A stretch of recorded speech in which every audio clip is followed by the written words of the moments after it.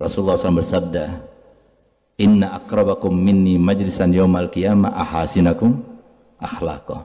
Ketahuilah, yang paling dekat nanti posisinya bersamaku. Kalau semua kita ditanya, siapa yang mau paling dekat dengan Nabi Muhammad? Kita semua mau. Kalau mau itu, kata Nabi Muhammad, akrabakum minni majlisan yaumal qiyamah ahasinakum akhlaqa. Yang paling baik akhlaknya. Baik akhlak kepada siapa? Ini penting. Kita tahu semuanya, akhlak itu yang paling penting itu kepada siapa? Mohon maaf, kepada orang lain itu sesekali kita ketemunya. Seperti sekarang antum lihat senyum anak, nikmat ya, sedap ya, apalagi perempuan yang lihatnya. Nah, ini artinya apa? Sesekali ketemunya, sesekali bisa memikat gitu.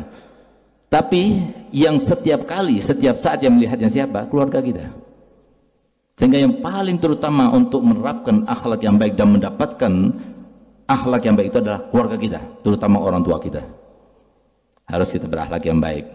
Senyum terus.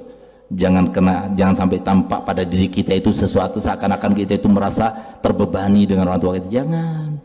Orang tua kita punya perasaan.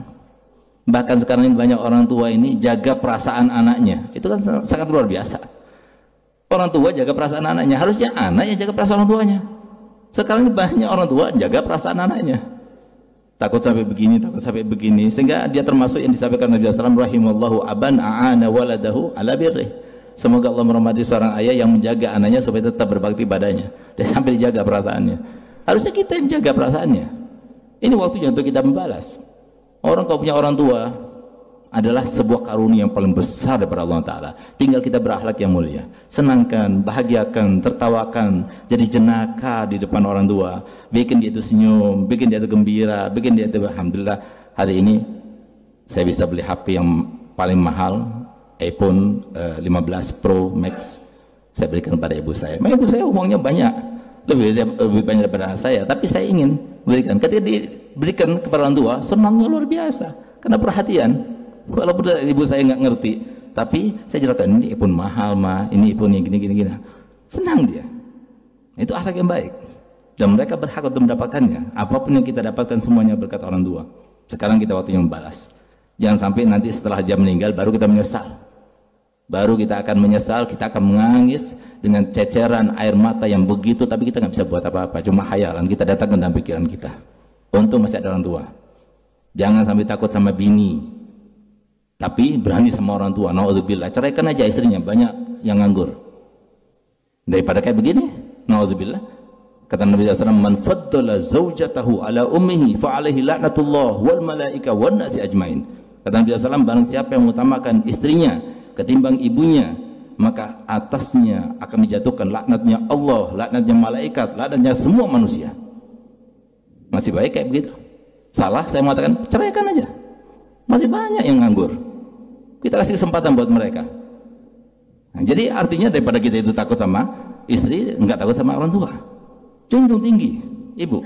Kalau sudah terkait dengan ibu, apalagi ya, walaupun bagaimanapun dia namanya juga orang tua. Makanya ini ada satu rahasia kenapa ayah itu meninggal duluan sebelum istri, sebelum ibu. Karena adanya ayah ketika tua. Ya semoga kita bukan termasuk semacam itu. Kita bicara dengan umum ya.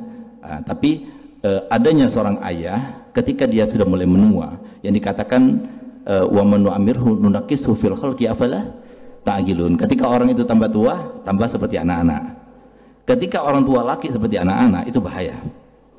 Karena bisa dia ngomong yang ngelantur, ngomong yang enggak, doakan yang tidak kepada anaknya. Doanya ayah kepada anaknya yang tidak baik, itu seperti doanya Nabi kepada umatnya. Sedangkan doa yang baik dari ibu seperti doanya 100 wali, terkabul pasti. Doa yang baik, tapi yang enggak baik dari ibu enggak bakal terkabul. Tapi dari ayah terkabul. Sekarang berapa banyak ayah yang begitu kecewa melihat anaknya begini. Kalau dia itu mendoakan, hati-hati. Itu seperti doanya Nabi kepada umatnya, sehingga terlaksana. Sebelum itu terlaksana, dicabut dulu nyawanya. Sebelum sampai ke waktu itu, ya semoga kita bukan termasuk yang seperti itu, tapi kita terus tambah tua, tambah arif, tambah bijak, ya, tambah kita bisa menguasai perasaan kita demi anak-anak kita, kesian mereka gitu, karena mereka hidup di zaman yang mereka itu sebetulnya itu anugerah buat kita. Jadi kalau kita itu tidak menjaga mereka, berarti kita tidak menjaga kesempatan kita, karena mereka itu kesempatan kita. Nanti selanjutnya kita meninggal, mereka akan mengirim kebaikan buat kita. Kalau kita tidak mendidiknya dan sabar kepada mereka, takutnya sampai kita ini termasuk yang gagal.